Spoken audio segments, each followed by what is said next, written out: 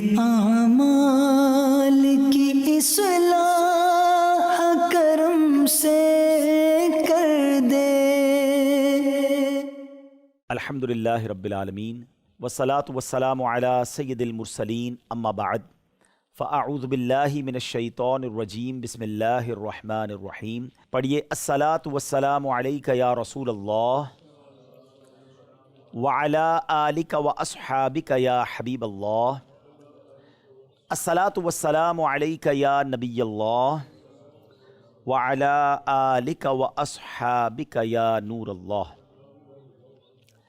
پیارے آقا مدینے والے مصطفیٰ صلی اللہ تعالیٰ علیہ وسلم پر درود پاک پڑھنے کے بے شمار فضائل و برکات ہیں۔ میرے آقا مدینے والے مصطفیٰ صلی اللہ تعالیٰ علیہ وسلم کا فرمان عالی شان ہے کہ حدیث پاک کا مضمون ہے کہ بے شک بروز قیامت تم میں سے میرے سب سے زیادہ نزدیک وہ ہوگا جس نے دنیا میں مجھ پر کثرت سے درود پاک پڑھے ہوں گے۔ یعنی جتنا ہم زیادہ درود پاک پڑھتے ہیں دنیا کی جو برکتیں نعمتیں وہ ملتی ہیں، ساتھ ساتھ قیامت کے دن انشاءاللہ پیارے آقا علیہ الصلوۃ والسلام کا قرب بھی نصیب ہوگا۔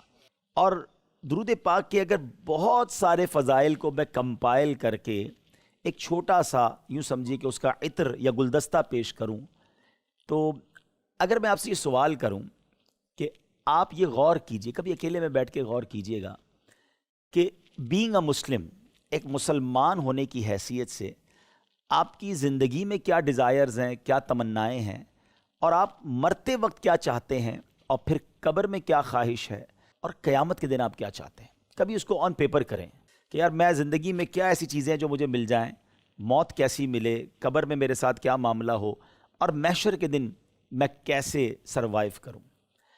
ان تمام چیزوں کو ذہن میں رکھیے، اور اب میں آپ کو بہت ساری حدیثوں کا ایک یوں سمجھے خلاصہ پیش کرتا ہوں۔ اگر آپ دنیا میں چاہتے ہیں کہ اگر آپ کی روزی میں برکت ہو تو درود پاک پڑھیے، آپ چاہتے ہیں آپ کی صحت بہتر ہو جائے، آپ درود پاک پڑھیے، آپ چاہتے ہیں آپ پریشانیوں سے بچے رہیں، آپ درود پاک پڑھیے، آپ چاہتے ہیں آپ کی عزتیں بڑھ جائیں، آپ درود پاک پڑھیے، آپ چاہتے ہیں کہ ذلت و رسوائی سے بچے رہیں، آپ درود پاک پڑھیے، آپ چاہتے ہیں کہ مرتے وقت کلمہ پاک نصیب ہو، نبی پاک کی زیارت نصیب ہو، آپ درود پاک پڑھیے، آپ چاہتے ہیں آپ کی قبر روشن ہو جائے، آپ درود پاک پڑھیے، آپ قیامت کے دن نبی پاک علیہ الصلوۃ والسلام کے قریب ہونا چاہتے ہیں، آقا کے لواء الحمد تلے اٹھنا چاہتے ہیں، درود پاک پڑھیے، آقا کے پیچھے پیچھے جنت میں جانا چاہتے ہیں تو درود پاک پڑھیے، آپ مدینے جانا چاہتے ہیں تو درود پاک پڑھیے، پیارے آقا کا دیدار کرنا چاہتے ہیں تو بھی درود پاک پڑھیے۔ یہ وہ تمام باتیں ہیں جو ماشاءاللہ یہاں کتابوں کا مطالعہ رکھتے ہیں وہ جانتے ہیں کہ تقریباً ہر جملے کے پیچھے کوئی نہ کوئی حدیث پاک یا روایت موجود ہے جس میں یہ سارے ریوارڈز، یہ سارے انعامات نبی پاک نے درود پاک کے فضائل میں بیان کیے ہوئے ہیں۔ ایک وظیفہ اور what ever I need in my life اور ان ہیئر آفٹر، جو کچھ مجھے دنیا میں چاہیے اور جو مجھے آخرت میں چاہیے، اور کیا چاہیے کہ میری روزی میں برکت رہے، میں بیماریوں سے بچا رہوں، میں پریشانیوں سے بچا رہوں، اللہ کی رحمت کا مجھ پر سایہ رہے، اور ایمان والی موت ملے، آقا کے ساتھ جنت میں داخلہ ملے، بار بار مدینے جاتا رہوں، اور کاش نبی پاک کا دیدار مل جائے۔ مسلمان کو اس کے علاوہ اور کیا چاہیے؟ اور وہ تمام چیزیں کور اپ کرتا ہے سنگل وظیفہ، بہترین وظیفہ۔ اور شاعر جبھی کہتے ہیں نا کہ ہر درد کی دوا ہے صلی علی محمد، ہر درد کی دوا ہے صلی علی محمد، تعویذ ہر بلا ہے صلی علی محمد صلی اللہ علیہ وسلم۔ تو پلیز ہمیں اپنے ٹائم ٹیبل کو ایسے موڈیفائی کرنا ہے کہ ہماری پورے دن کی روٹین میں درود پاک شامل ہو جائے۔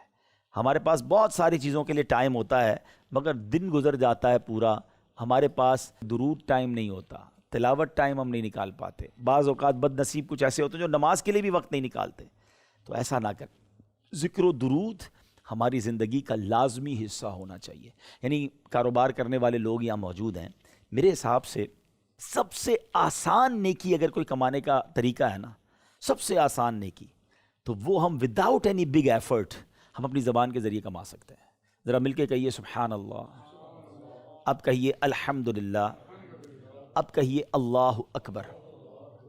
ود ان فیو سیکنڈز، میرا خیال ہے 30 سیکنڈز بھی نہیں لگے، ہم نے یہ تینوں جملے کہہ دیے، بیٹھے بھی ہیں، نہ ہم نے کوئی ہاتھ اٹھایا، نہ کوئی ہم نے ایفرٹ کی، لیکن آپ کو اندازہ ہے آپ نے کیا کما لیا؟ میرے نبی کے سچے وعدے ہیں صلی اللہ تعالیٰ علیہ وسلم کہ جو ایک بار سبحان اللہ کہے اس کے لیے جنت میں درخت لگا دیا جاتا ہے، ایک بار الحمدللہ کہے جنت میں درخت لگ جاتا ہے، ایک بار اللہ اکبر کہے جنت میں درخت لگ جاتا ہے۔ ہم سارے مل کر اپنی ساری ویلتھ ملا لینا، is there have anybody power to buy a tree in heaven? ہم میں سے کوئی ہے جس کے پاس یہ طاقت ہے کہ جنت میں درخت خرید سکتا ہو؟ ہے وہاں تو پہلے انٹری ہوگی، اس کے بعد پتہ چلے گا کہ جا بھی سکتے ہیں کہ نہیں، مگر ادھر ہی بیٹھے بیٹھے بغیر کسی کوشش کے، بغیر کسی، یعنی اس کا اگر سینس سے سوچے نا، اس کا مطلب یہ ہوا کہ میرے رب کی رحمت یہ چاہتی ہے کہ ہم جنت کے خزانے لوٹیں، ہم اللہ کی رحمتیں لوٹتے رہیں اور بڑی آسانی سے لوٹتے رہیں۔ لیکن پرابلم یہ ہے کہ ہم اس کے لیے بھی ٹائم نہیں نکالتے۔ بالکل اسی طرح درود پاک، اگر آپ درود پاک کے فضائل پڑھیں نا اور انسان واقعی ایک بار بیٹھ کے ریئلائز کر لے کیا چیز ہے درود پاک، تو وہ شاید گفتگو کرنا کم کر دے اور اللہ اور اس کے رسول کے ذکر میں زندگی گزارنا شروع کر دے۔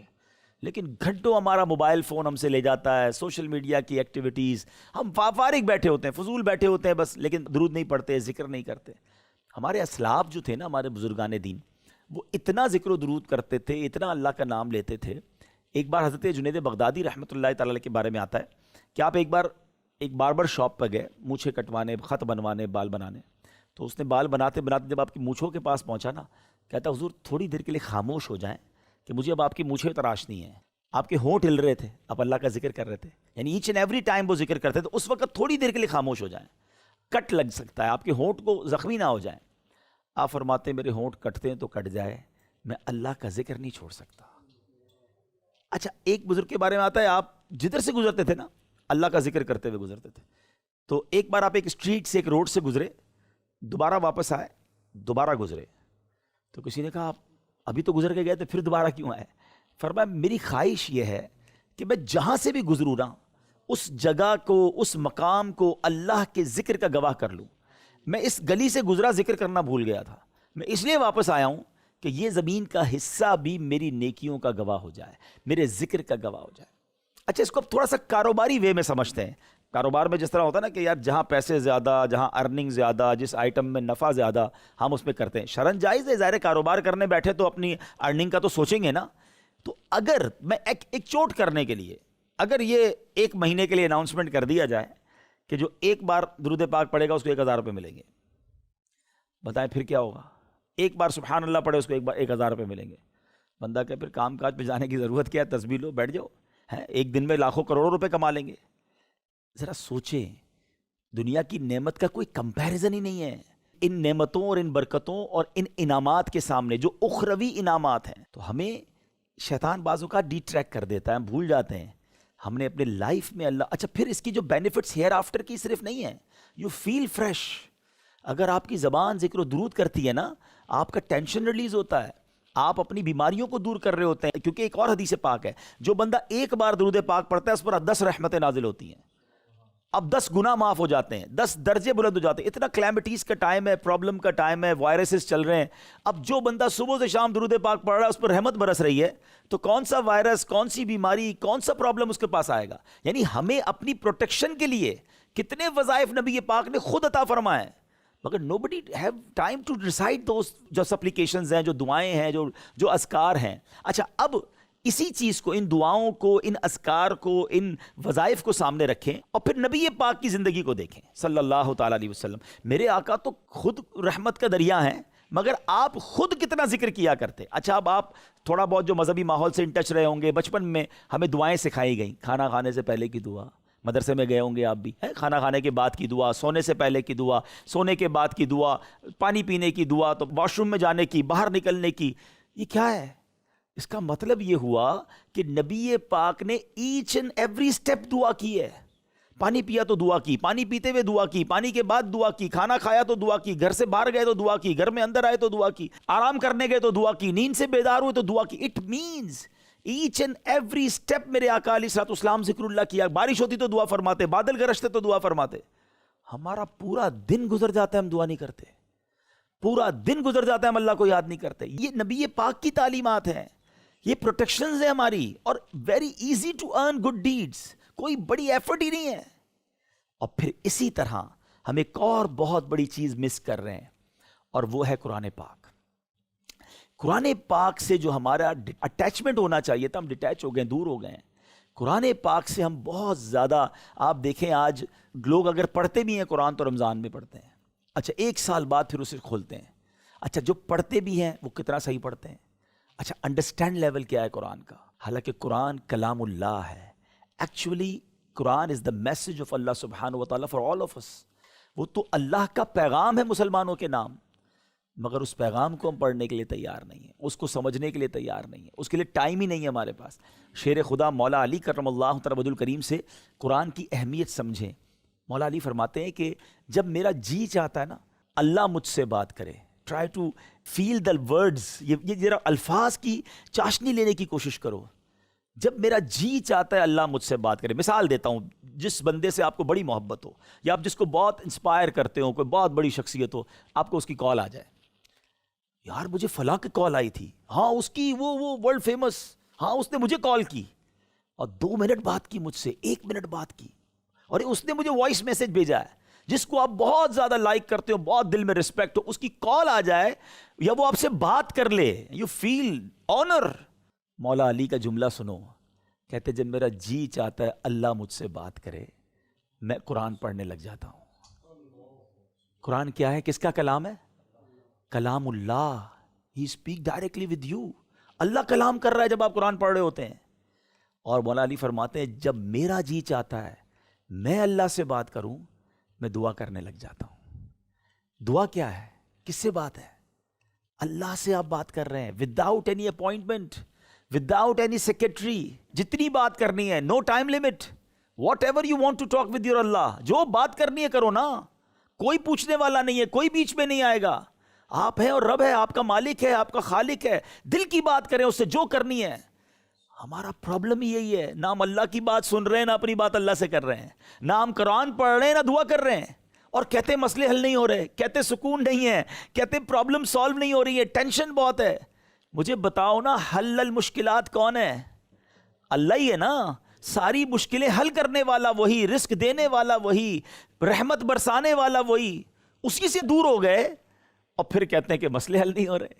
حالانکہ نہ اللہ کا کلام سننے میں کوئی پرابلم، کسی سے ٹائم لینا یا کوئی پیسے خرچ کرنے ہیں، نہ اللہ سے بات کرنے میں کوئی پرابلم، دونوں چیزیں ہمارے ہاتھ میں فری آف چارج ہے۔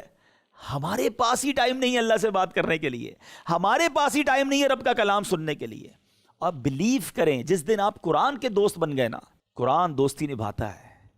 قرآن کا جب نور دل میں آ گیا نا، یو لو اٹ، آپ کی لائف ہی چینج ہو جانی ہے، کیونکہ جب آپ قرآن سے انڈرسٹینڈنگ لے رہے ہوتے ہیں۔ حدیث پاک کو سنیے، میرے آقا علیہ الصلوۃ والسلام فرماتے ہیں وہ دل ویران ہے جس میں کچھ قرآن نہیں ہے۔ اب چیک یور ہارٹس، ہمارے دل میں کتنا قرآن ہے، ہم کتنا قرآن پڑھتے ہیں، دل میں کتنا قرآن سیف رکھا ہے۔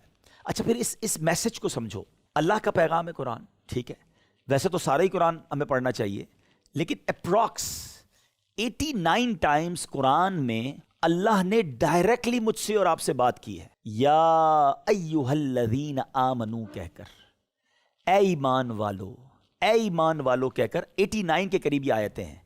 ایمان والے کون ہیں؟ ہم ہیں نا، ہمارا دعویٰ ہے الحمدللہ اللہ ہمیں ایمان والی زندگی دے اور ایمان والی موت عطا فرمائے۔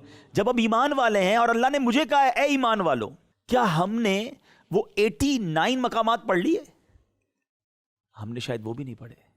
اور میں آپ سے سوال کرتا ہوں، قیامت کے دن اللہ کی بارگاہ میں جب حاضری ہوگی اور یہ پوچھا گیا کہ بتاؤ قرآن تمہارے لیے تھا، تم نے پڑھا کہ نہیں، ہم یہ جواب دے سکیں گے مولا بہت بیزی لائف تھی، بزنس میں بیزی تھا، فیملی میں بیزی تھا، اس لیے قرآن نہیں پڑھ سکا۔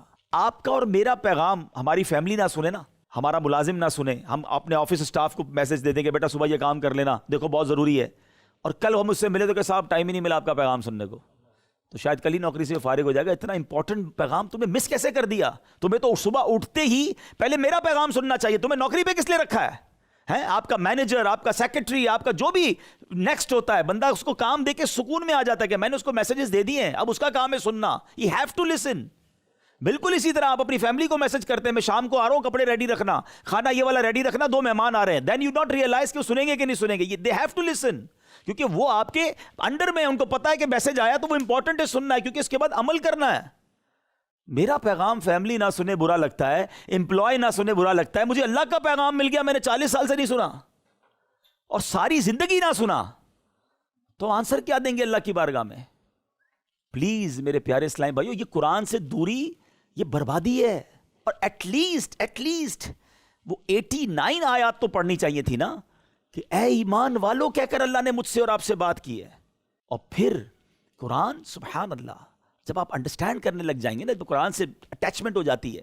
میں آج آپ کو صرف 2 سورتیں قرآن کی سناؤں گا، شارٹ اینڈ سویٹ. میں مشورہ دوں گا، ویسے تو پورا قرآن پڑھیں، ترجمے سے پڑھیں، تفسیر سے پڑھیں. اگر اسٹارٹ کرنا ہے نا تو 30 پارے کو پہلے پڑھیں. جو آخری پارے میں اللہ کریم نے یوں نہیں سمجھے کہ جھنجھوڑا ہے میں، اور کس طرح قرآن سمجھاتا ہے ہمیں اس دنیا کی حقیقت، آخرت میں کیا ہونا ہے ہمارے ساتھ. 2 قرآن پاک کی صورتیں ویری شارٹ، اور اس کا میسج سنیے گا تاکہ ہمیں اندازہ ہو. پہلی قرآن پاک کی جو ہم صورت کی تلاوت سنیں گے، اللہ کریم اس میں فرماتا ہے، اور یہ ہے قیامت کے بارے میں. اللہ اکبر. اور اس میں کیا ہمارے لیے میسج ہے، جب ہم سنتے ہیں تو پھر پتہ چلتا ہے کہ رب کریم ہم سے کیا ارشاد فرما رہا ہے. قرآن پاک کی ایک صورت ہے، اس کے بارے میں نبی پاک علیہ الصلوۃ والسلام نے بھی ہمیں گویا انکریج کیا. اللہ کے حبیب علیہ الصلوۃ والسلام فرماتے ہیں، تم میں سے کوئی طاقت رکھتا ہے کہ روزانہ 1000 آیتوں کی تلاوت کرے؟ صحابہ کرام نے عرض کی کہ حضور اس کی طاقت کون رکھتا ہے کہ ڈیلی 1000 آیتیں پڑھے؟ نبی پاک علیہ الصلوۃ والسلام نے فرمایا، کیا تم روزانہ الہاکم التکاثر پڑھنے کی طاقت نہیں رکھتے؟ یعنی اس کا مطلب یہ ہوا کہ کوئی سورہ تکاثر پڑھ لے تو اس کو 1000 آیتیں پڑھنے کا ثواب ملتا ہے. یعنی صرف تلاوت کا ہی اتنا ثواب ہے. انڈرسٹینڈنگ کی بات تو اور ہے، اتنی میرا خیال ہے شاید 1.5 منٹ نہیں لگے گی سورہ تکاثر پڑھنے میں. 1000 آیتوں کا ثواب. پیارے آقا علیہ الصلوۃ والسلام ایک اور جگہ فرماتے ہیں، میں تمہارے سامنے الہاکم التکاثر پڑھنے لگا ہوں تو اسے سن کر جو رو پڑا اس کے لیے جنت ہے. صحابہ کے سامنے یعنی نبی پاک نے لسننگ کے بارے میں بھی تربیت فرمائی، اور قرآن کو سننا کیسے ہے، قرآن کو سن کے کیفیت کیا ہونی چاہیے، آقا یہ بھی تربیت فرما رہے ہیں. فرماتے جو رو پڑا اس کے لیے جنت ہے. پیارے آقا نے ان کے سامنے سورہ تکاثر پڑھی. بعض صحابہ کرام رو پڑے اور بعض کو رونا نہیں آیا. صحابہ کرام نے پھر عرض کی کہ حضور ہم نے تو بہت کوشش کی، ہمیں رونا نہیں آیا. نبی پاک نے فرمایا میں دوبارہ پڑھتا ہوں تمہارے سامنے، اب جو رو پڑا اس کے لیے جنت ہے، اور جسے رونا نہ آئے تو وہ رونے جیسی صورت بنا لے. یعنی پیارے آقا نے گویا وہ طریقہ بھی بتایا کہ جب قرآن میں اللہ کی وہ آیتیں جس میں آخرت کی یاد ہے، جس میں ہماری زندگی کو سنوارنے کا ذکر ہے، عذاب کی باتیں، تو وہاں آپ کی کیفیت کیا ہونی چاہیے. ہمیں تو پتہ ہی نہیں ہوتا امام صاحب کیا تلاوت کر رہے ہیں. ہم نماز بھی پڑھ رہے ہوتے ہیں، ہمیں پتہ نہیں ہوتا امام صاحب نے آج کیا تلاوت کی ہے. بس ٹھیک ہے ہاتھ باندھ کے کھڑے ہیں، سن لیا بس ٹھیک ہے، کیونکہ انڈرسٹینڈنگ لیول نہیں ہے. سنیے پیارے آقا علیہ الصلوۃ والسلام نے اس کے بعد تلاوت فرمائی، اور کچھ صحابہ نے، میں نے جس طرح بتایا کہ آنسو بہائے. اب یہ آیت میں پہلے اس کی تلاوت کر دیتا ہوں، پھر میں اس کا ترجمہ بتاتا ہوں. بسم اللہ الرحمن الرحیم.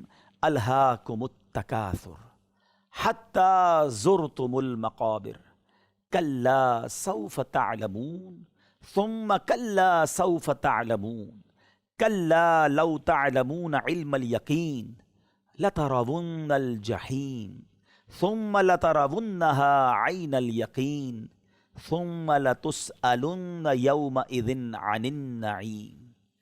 میرا خیال ہے مجھے 1.5-2 منٹ لگے. 1000 آیتوں کا ثواب ہے اس کو تلاوت، صرف تلاوت کرنے کا. اب میں اس کی ترجمہ تفسیر تو بعد میں بتاؤں گا، لیکن اتنی سی دیر میں اتنی ساری نیکیاں کمائی جا سکتی ہیں، کاش ہم یہ سمجھنے والے بن جائیں.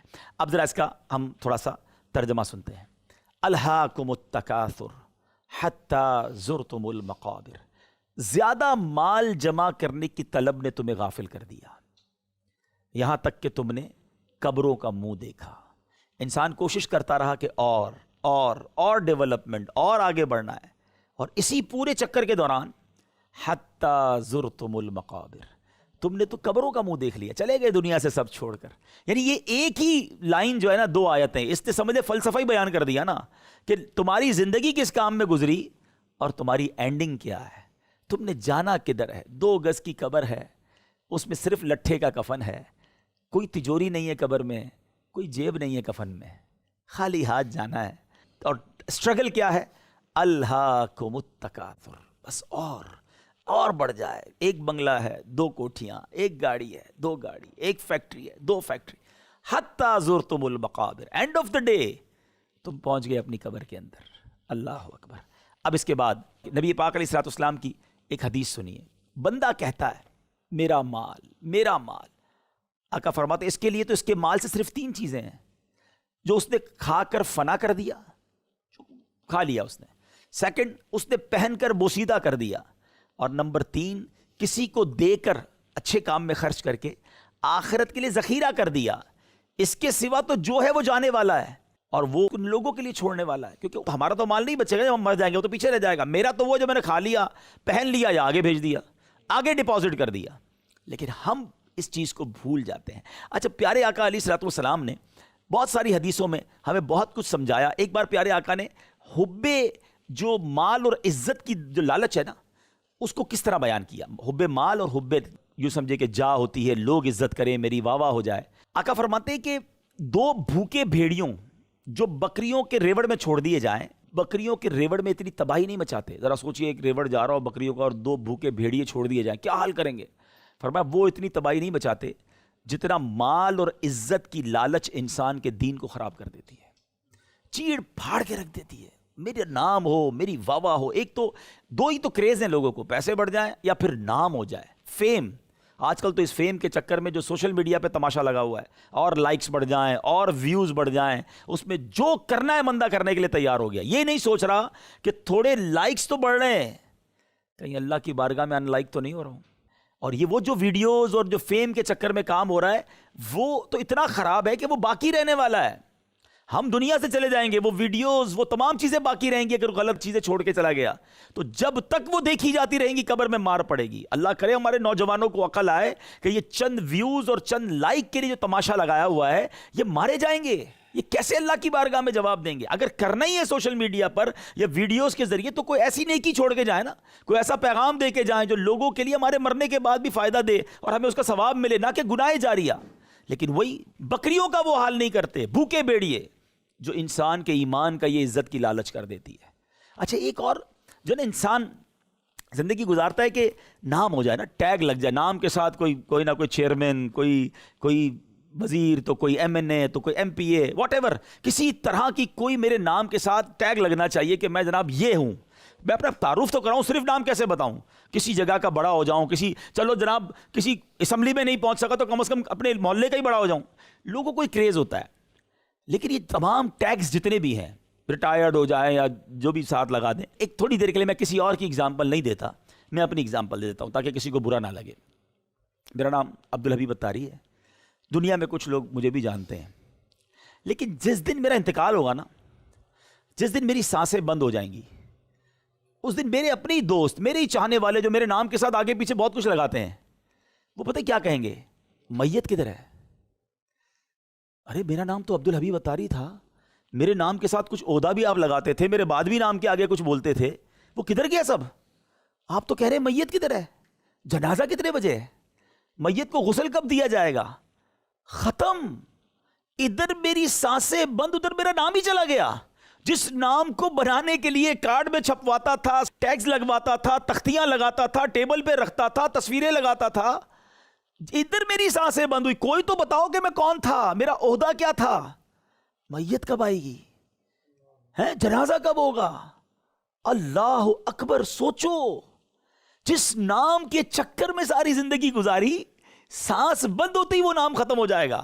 اور یہی میرے آقا فرما رہے ہیں، عزت کی جو لالچ ہے وہ برباد کر دیتی ہے دین کو. ہم بھول بیٹھے ہیں کہ ہم سب نے مرنا ہے. اور بالکل اسی طرح مال کی لالچ قرآن جھنجھوڑ رہا ہے. اور پیارے آقا علیہ الصلوۃ والسلام کی جو ایگزامپلز ہوتی ہیں نا، میں آپ کو ایک اور، سبحان اللہ، نبی پاک علیہ الصلوۃ والسلام نے بہت خوبصورت واقعہ بیان کر کے اپنے صحابہ کو سمجھایا. مال، اولاد اور اعمال، 3 چیزیں ہی تو ہے نا ہماری زندگی میں، یا تو ہمارے کام ہے، یا ہماری اولاد ہے، یا ہمارا مال ہے. انسان ان 3 چیزوں کے گرد ہی گھوم رہا ہوتا ہے. نبی پاک نے ان تینوں چیزوں کو کتنا خوبصورت ایکسپلین کیا. پیارے آقا علیہ الصلوۃ والسلام فرماتے ہیں کہ تم جانتے ہو کہ تمہارے اہل و عیال اور تمہارے مال اور اعمال کی مثال کیسی ہے؟ صحابہ کرام نے عرض کی کہ اللہ اور اس کا رسول بہتر جانتے ہیں. حدیث پاک کا خلاصہ ہے. تو ارشاد فرمایا، تمہارے اہل و عیال، مال اور اعمال کی مثال اس شخص کی طرح ہے کہ جس کے 3 بھائی ہوں. اب ذرا تھوڑا سا انڈرسٹینڈ کیجیے گا. ایک بندے کا انتقال ہونے والا ہے اور اس کے 3 بھائی ہیں. اس نے ایک بھائی کو بلایا اور کہا کہ میرا آخری وقت ہے، اب بتاؤ تم میرے لیے کیا کر سکتے ہو. تو ایک بھائی کہتا ہے کہ میں تو فی الحال تمہاری تیمارداری کروں گا، تمہاری علاج معالجے میں تمہاری حاجتیں پوری کروں گا، اور جب تمہارا انتقال ہو جائے گا تو غسل کفن دے کر تمہیں کفن پہناؤں گا اور ساتھ جا کر تمہارا جنازہ اٹھاؤں گا، کبھی کندھا دوں گا، کبھی اور شخص کندھا دیں گے، تو اس کے بعد میں قبر میں چھوڑ کے آ جاؤں گا۔ تو نبی پاک نے فرمایا بتاؤ یہ بھائی کیسا ہے؟ تو پیارے آقا علیہ الصلوۃ والسلام نے انہوں نے کہا کہ حضور اس میں تو کوئی بھلائی نہیں ہے، قبر میں چھوڑ کے آ جائے گا۔ فرمایا یہ تمہارے اہل و عیال ہیں، کچھ خیال رکھیں گے، جنازہ پڑھیں گے، کاندھا دیں گے، قبر میں چھوڑ کے آ جائیں گے۔ پھر نبی پاک علیہ الصلوۃ والسلام نے فرمایا کہ دوسرا بھائی، اس سے وہ پوچھے گا تم میرے لیے کیا کرو گے؟ تو کہے گا آپ جب تک زندہ ہے میں آپ کے ساتھ ہوں، مرنے کے بعد میں رخصت ہو جاؤں گا۔ آقا فرماتے بتاؤ بھائی یہ بھائی کیسا ہے؟ کہا حضور یہ تو کسی بھی کام کا نہیں۔ کہا تو یہ تمہارا مال ہے، جیسے ہی تم مرو گے تم سے جدا ہو جائے گا۔ تیسرے بھائی کو وہ بدنا بلاتا تم میرے لیے کیا کرو گے؟ وہ کہتا ہے کہ میں تمہارے ساتھ جو ہے گھبرانا نہیں، تمہارے ساتھ قبر میں بھی آؤں گا، تمہیں وحشت سے بھی بچاؤں گا، تو جب حساب کتاب کا دن آئے گا تو میں تمہارے میزان میں جا کر بیٹھ جاؤں گا، تمہارے وزن کا جو نیکیوں کا پلڑا ہوگا نا بھاری کر دوں گا۔ تو آقا فرماتے بتاؤ یہ بھائی کیسا ہے؟ کہا صاحب حضور یہ تو کمال کا بھائی ہے کہ قبر میں بھی ساتھ آئے گا، قبر کی وحشت بھی دور کرے گا، میزان عمل پر بھی کام آئے گا۔ نبی پاک نے فرمایا یہ تمہارے اعمال ہیں۔ کتنی خوبصورت اگزامپل کے ساتھ نبی پاک نے ایک پورا سینیریو بنا کے سمجھایا نا کہ مرتے وقت 3 بھائی تھے، تینوں سے پوچھا بتاؤ کون کب تک ساتھ دے گا؟ ایک بھائی کہتا ہے قبر میں بھی آؤں گا، قیامت والے دن بھی آؤں گا، ادھر بھی بچاؤں گا تمہیں۔ آقا نے فرمایا یہ تمہارے اعمال ہیں۔ اب سوچ لو کہ اعمال کی ویلیو کیا ہے اور اب اعمال کو کتنا بہتر کرنے کی ضرورت ہے، اور یہی تو قرآن کہہ رہا ہے الہاکم التکاثر حتی زرتم المقابر۔ اب اگلی آیتیں سنیے، اللہ فرماتا ہے کلا سوف تعلمون ثم کلا سوف تعلمون کلا لو تعلمون علم الیقین لترون الجحیم۔ قرآن کہتا ہے ہاں اب جلد جان جاؤ گے، کیونکہ قبر میں پہنچ گئے نا، جلد جان جاؤ گے۔ پھر یقیناً انفسائز، اچھا قرآن کا ایک بڑا خوبصورت اسلوب سمجھیے گا۔ قرآن کو جب کسی چیز کو انفسائز کرنا ہوتا ہے نا، سمجھانا ہوتا ہے، اٹریکٹ کرنا ہوتا ہے، بات کو ذہنوں میں بٹھانا ہوتا ہے، ریپیٹ کیا جاتا ہے۔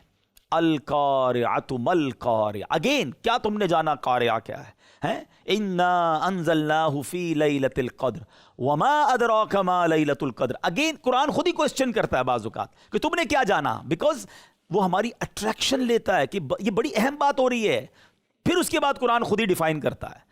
وہی قرآن کو انڈرسٹینڈ جب ہم کریں گے تو باتیں سمجھ آئیں گی۔ تو فرمایا کلا سوف تعلمون ثم کلا سوف تعلمون، یقیناً تم جلد جان جاؤ گے۔ کیا جان جائیں گے بھائی؟ یعنی ہمیں ایک کوسچن کریٹ کر دیا، کچھ جاننا ہے مرنے کے بعد، قبر میں جانے کے بعد کچھ واقعی جاننا پڑے گا۔ اب آگے قرآن خود ہی ڈیفائن کر رہا ہے کہ کیا ہے، کلا لو تعلمون علم الیقین۔ کہتا ہے قرآن یقیناً اگر تم یقینی علم کے ساتھ جانتے تو مال سے محبت نہ رکھتے، لترون الجحیم، بے شک تم ضرور جہنم کو دیکھو گے۔ پھر بے شک آگے قرآن دوبارہ ریپیٹ کر رہا ہے ثم لترونها عین الیقین، پھر بے شک تم ضرور اسے یقین کی آنکھ سے دیکھو گے۔ پھر فرماتا ہے ثم لتسألن یومئذ عن النعیم۔ یہ ایک آیت جو ہے نا یہ بہت کچھ بتا رہی ہے۔ قرآن فرماتا ہے پھر بے شک ضرور اس دن تم سے نعمتوں کے متعلق پوچھا جائے گا۔ نعمتیں جو دی ہیں نا اللہ نے، یہ وداؤٹ کوسچنیبل نہیں ہے۔ کسی کو مال دیا، کسی کو صحت دی، کسی کو عزت دی، کسی کو کروڑوں سے اچھا بنایا۔ ہم کہتے ہیں میرے والد نے چھوڑا تھا، ہمیں تو بہت محنت کی تو پیسہ بن گیا، ہمیں تو بھائی نام مل گیا، بڑے خاندان میں ہم تو، اللہ نے صحت بڑی اچھی دی ہے۔ یہ سب اللہ نے دیا ہے، ہم میں کوئی کمال نہیں ہے۔ پلیز ٹرائی ٹو انڈرسٹینڈ، اگر آج میں کروڑ سے اچھا ہوں تو یہ میرے رب کی مہربانی ہے۔ ہم سے زیادہ نیک لوگ پریشان ہیں، غریب ہیں بیچارے، بیماریوں میں، نمازی ہیں، تہجد گزار ہیں، اور ہم جیسے گناہگار کو رب نوازی جا رہا ہے۔ مگر اس کا مطلب یہ نہیں کہ کوئی دن نہیں آئے گا جب سوال ہوگا۔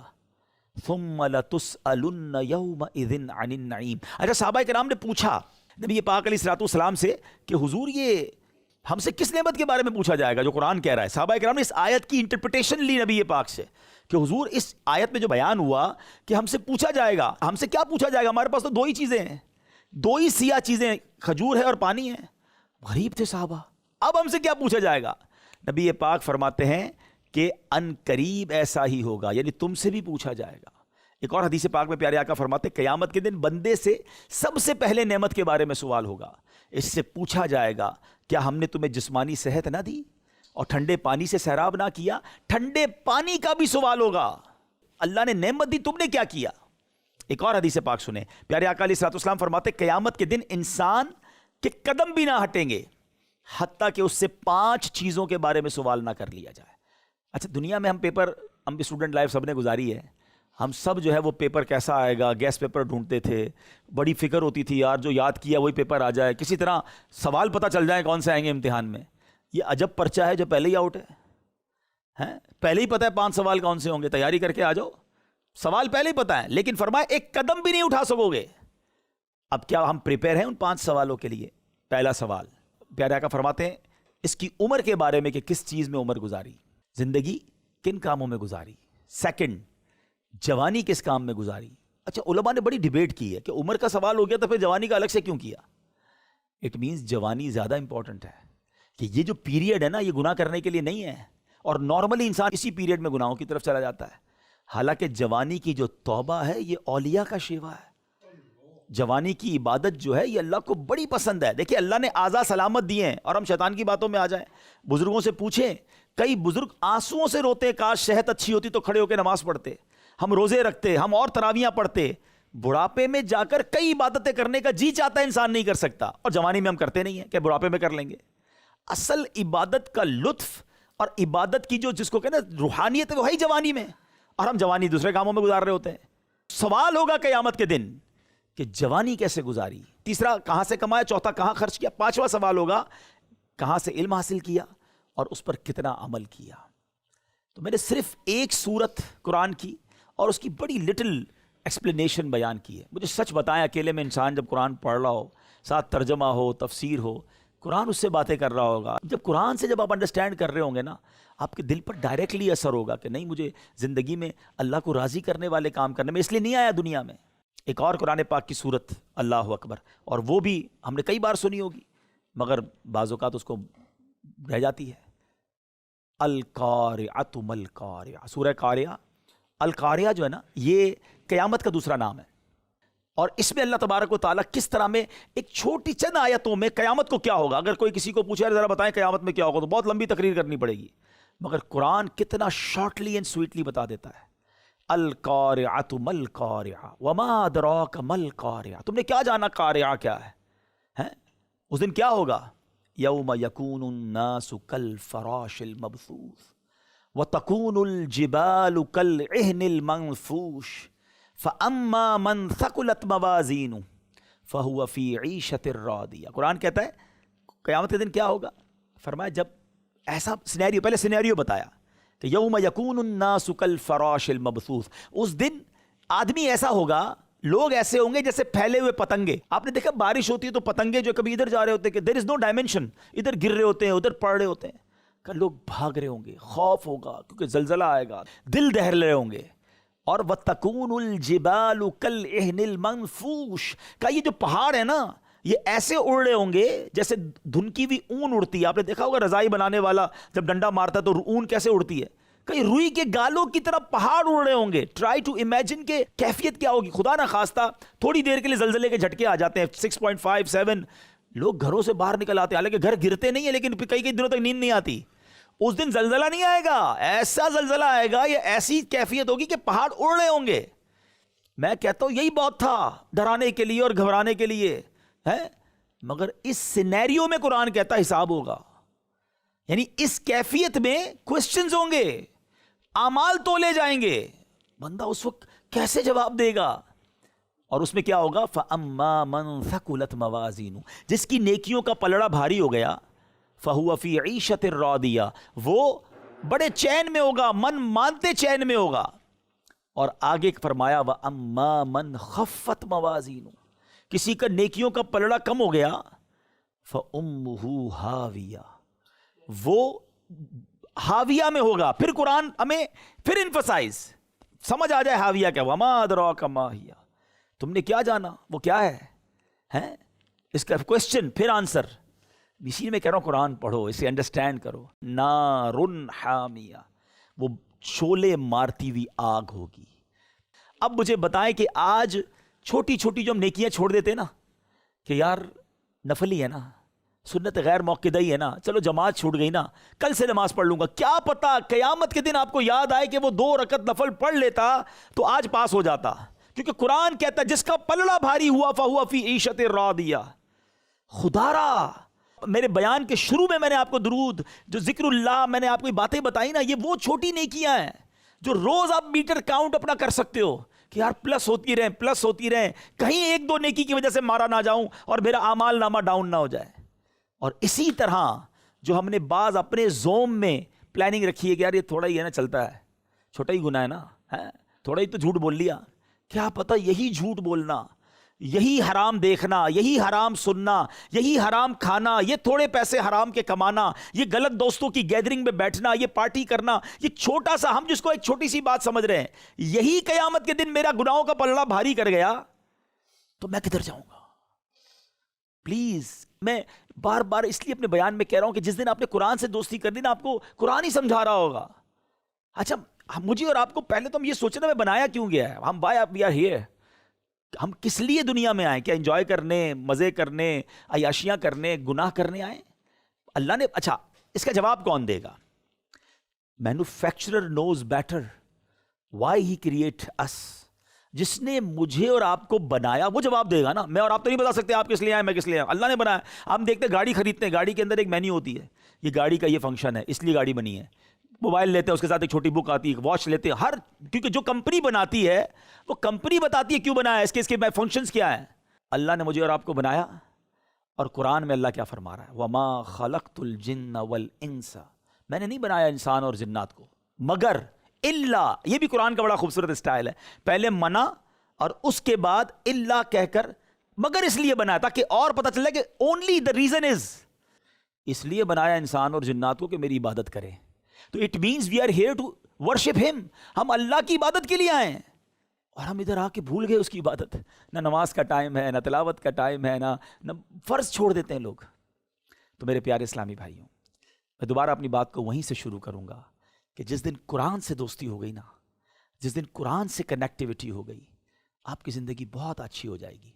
اچھا ہو سکتا ہے کیونکہ بہت سارے بھائی وہ ہیں جو پہلی بار اس طرح ہماری بیان میں آئے ہیں, یا مدنی چینل کے ناظرین, کہ یار یہ تو بہت مشکل باتیں کر دی انہوں نے, اور ہم تو بہت مشکل ہے, پھنس جائیں گے, مارے جائیں گے, یا بہت ڈیفیکلٹ ہے اسلام پر عمل کرنا. ایسا نہیں ہے, چونکہ میں نے آپ کو قرآن کی 2 آیتیں 2 صورتیں وہ سنائی ہیں جس میں اللہ کریم نے ہمارے حساب کتاب اور آخرت پر بات کی ہے.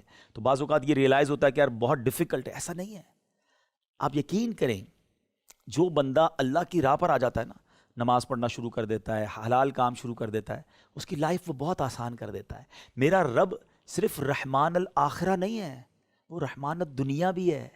کچھ لوگ کہتے ہیں کہ یار دنیا کو بھی دیکھنا چاہیے اور دین کو بھی دیکھنا چاہیے. یہ ہمارا مسکنسیپشن ہے, دین اور دنیا ایک ہی ہے. یہ کس نے کہہ دیا آپ کو کہ دنیا کی لائف الگ ہے اور دین کی لائف الگ ہے؟ آپ دنیا کی لائف اللہ کی رضا والی گزار لیں, اللہ آپ کی دنیا بھی انجوائبل کر دے گا, اور آخرت بھی اسی کا مالک ہے, وہاں بھی آپ کو وہ نعمت عطا فرمائے گا. ہم سمجھتے ہیں کہ یار اب پہلے دنیا کا مزے کر لو پھر اللہ کو راضی کر لیں گے. اللہ کو راضی کر لو, اللہ تمہاری دنیا بھی اچھی کر دے گا, کاروبار بھی اچھے کر دے گا, صحت بھی اچھے کر دے گا, روزگار بھی اچھے کیونکہ اللہ ہی تو مالک ہے نا دنیا کا. ہم ایک ہی ٹارگٹ رکھیں کہ اللہ راضی ہو جائے, دنیا آخرت سب بہتر ہو جائے گی, انجوائبل ہو جائے گی. دیکھیں زندگی گزارنا دین پر آ کر اتنا مشکل نہیں ہے. میں آپ کو اس طرح ایکسپلین کر دیتا ہوں. ہم جب اس طرح بیان کرتے ہیں نا کہ یار گناہ مت کیا کرو, دین کی طرف آ جاؤ, تو کچھ ینگسٹر کہتے ہیں یار باتیں تو آپ کی سب سمجھ آ رہی ہیں, لیکن جو ہماری دوستیاں ہیں, جو ہماری کمپنیز ہیں, جو ہم فلمیں ڈرامے ہیں, گانے باجے ہیں, جو دوستوں کے ساتھ دوسرے غلط کام ہیں, یہ نہیں کریں گے اور صرف اللہ اللہ ہی کریں گے, نمازیں پڑھیں گے, تو پھر زندگی میں مزہ کب رہے گا؟ زندگی کا تو انجوائمنٹ ہی ختم ہو جائے گا. تو ان کو یہ فیل ہوتا ہے کہ نیکی کی طرف جب ہم آئیں گے نا تو لائف کا انجوائمنٹ ختم ہو جائے گا. تو یار اس لیے بڑا مشکل ہے, وہ ڈیفیکلٹ سمجھتے ہیں اس کو. میں نے پہلے بھی 1-2 بیانات میں ایکسپلین کیا, میں آپ کو ایکسپلین کرتا ہوں. 2 دوست تھے, ایک دوست ویجیٹیرین تھا, اس نے کبھی زندگی میں جو ہے نا گوشت نہیں کھایا تھا, چکن نہیں کھایا تھا, وہ صرف سبزیاں کھاتا, کہتا یار یہی زبردست چیز ہے زندگی میں, اس سے اچھی کوئی چیز ہی کوئی نہیں. ایک دن دوستوں نے پلان کیا کہ اس کو پکڑ کے نا آج ہم سارے دوستوں نے گوشت چکھانا ہے, کھائے تو صحیح کہ یہ کتنی بڑی اللہ کی نعمت ہے. دوستوں نے پکڑا اور اسے کسی طرح راضی کر کے زبردستی اس کو چکن کھلا دیا. اس نے کہا یار آج پتہ چلا کہ یہ بھی اتنا اچھا کھانا ہوتا ہے, میں تو سمجھا سبزی دال ہی زندگی ہے. اس نے کہا رکھو سائڈ پہ بھائی, اب میں یہ کھاؤں گا. خیر سبزی دالیں بھی کھانی چاہیے, میں سمجھانے کے لیے. وہ اب چکن کھایا, اس نے گوشت کھایا, تو اس کو اندر انڈرسٹینڈ ہوا کہ اس سے زیادہ لذیذ بعض اوقات یہ چیزیں ہوتی ہیں. بالکل اسی طرح فلمیں، ڈرامے، گانے، باجے، بے حیائی کے کاموں میں بسنے والا بندہ سمجھتا ہے اسی میں انجوائمنٹ ہے. اس نے ابھی تک تلاوت کا مزہ دیکھا ہی نہیں ہے، اس نے سجدوں کا وہ نور دیکھا ہی نہیں ہے، اس نے نعت رسول میں آنکھیں بہانا اس کی کبھی بہی نہیں ہے، اس کو وہ ریلیکسیشن ملا ہی نہیں ہے. اس کو سمجھتا ہے، اس کو سمجھ جب تک گانے نہ سنوں رات نیند نہیں آتی. وہ سمجھ رہا ہے وہی زندگی ہے. واللہ یقین کریں جو وہاں سے نکلا نا اور جب ادھر آیا تو اس کو پتہ چلا اصل تو سکون ہی ادھر تھا کہ جب مدینے کی یاد میں میں نے آنسو بہائے، جب اللہ کی یاد میں نے تہجد پڑھی یا میں نے جو تلاوت پڑھی، مجھے تو اس کا وہ ٹیسٹ ہی نہیں ملا جو اس گندی محفل میں ملتا تھا. ایکچولی اس لائف میں رہ کر ہمیں لگتا ہے وہی لائف ہے. یقین کریں زندگی کا مزہ ہی اس میں. اور اچھا لاجیکلی بھی سمجھ آتی ہے جب اللہ نے بنایا عبادت کے لیے تو مزہ بھی اسی میں رکھا ہوگا نا. اور یہی بات اللہ نے قرآن میں بھی کہی ہے، الا بذکر اللہ تطمئن القلوب، بے شک اللہ کے ذکر میں دلوں کا چین ہے. دیکھیں آپ کے ہر سوال کا جواب قرآن سے مل رہا ہے. قرآن پڑھتے تو سارے آنسر مل جاتے کہ چین کدھر ہے؟ اللہ کے ذکر میں ہے. بنایا کس لیے ہے؟ عبادت کے لیے ہے. اور آخرت میں ایک ایک نیکی کا میں پھنس سکتا ہوں، تو پھر ہم کیوں نہ ادھر آ جائیں جس لیے بنایا گیا تھا. اصل کی طرف لوٹ آنا چاہیے. تو الحمدللہ آج کے ایسے پرفتن دور میں ہمارے پاس دعوت اسلامی ایک ایسا ماحول ہے جو ہمیں آخرت کی یاد دلاتا ہے، ہمیں قرآن سے اٹیچ کرتا ہے. اور بلیو کریں ہم روزانہ کئی سافٹ ویئر آن کرتے ہیں نا. کبھی کبھی تو آج کل موبائل ہماری رپورٹ بھی دے دیتا ہے کہ آج پورے دن میں کتنے گھنٹے موبائل پہ گزرے، کتنا ہم نے اسکرین کھولی، کتنی بار کھولی ہیں. تو کبھی کبھی تو ہم بھی حیران ہو جاتے ہیں اتنا موبائل یوز کر لیا ہے. لیکن جب میں اور آپ دنیا سے جائیں گے نا، یہ سارے سافٹ ویئر آف لائن ہو جائیں گے. ہاں بعض اوقات تو لوگ ڈھونڈنے نکلتے ہیں یار 3 دن سے آن لائن نہیں ہوا، خیر تو ہے، پتہ چلتا ہے انتقال ہو گیا ہے. کیونکہ جب ہم قبر میں جاتے ہیں سافٹ ویئر آف لائن ہو جاتے ہیں. یقین کریں قرآن قبر میں بھی آن لائن ہوگا. اس کو تھام لو جو قبر میں بھی ساتھ جائے گا. تو ایٹ لیسٹ ڈیلی کچھ قرآن پڑھنے کی آج نیت کر لیں کہ روزانہ ہم کچھ قرآن پڑھیں گے. اچھا اب اس کا طریقہ میں بتا دیتا ہوں آپ کو. میں نے ایک شروع میں بیان میں ایک چیز ہائی لائٹ کی تھی، 89 آیات ہیں، وہ ڈائریکٹلی اللہ نے مجھ سے اور آپ سے بات کی ہے. دعوت اسلامی نے اس کے ایک بڑا پیارا سولوشن دے دیا ہے. ہمیں ایک بکلیٹ دے دی ہے، وہ ساری 89 آیتیں الگ کر دی ہم نے، اس کا ترجمہ اور اس کی تفسیر الگ کر دی. ہر آیت کے پاس 3 صفحے 3 پیجز اونلی. آپ وہ آیت پڑھیں، اس کے 3 پیجز پڑھ لیں، آپ کو اطمینان ہو گیا کہ اللہ نے مجھ سے کیا بات کی ہے. میں نے ڈائریکٹلی پڑھ لی. ایٹ لیسٹ سیٹسفیکشن تو ہو کہ میں نے پڑھ لی. عمل اس کے بعد آئے گا لیکن پڑھے تو صحیح.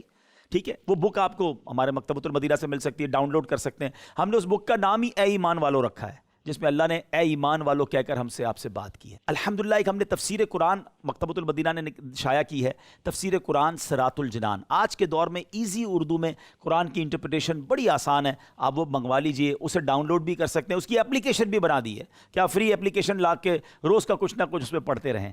اللہ پاک ہمیں عمل کی توفیق عطا فرمائے. جو سنا اس میں جو غلطی ہوئی اللہ ہمیں معاف فرمائے اور اس پر عمل کرنے، اسے یاد رکھنے کی توفیق عطا فرمائے. آمین بجاہ النبی الامین صلی اللہ تعالی علیہ وسلم. میرے اعمال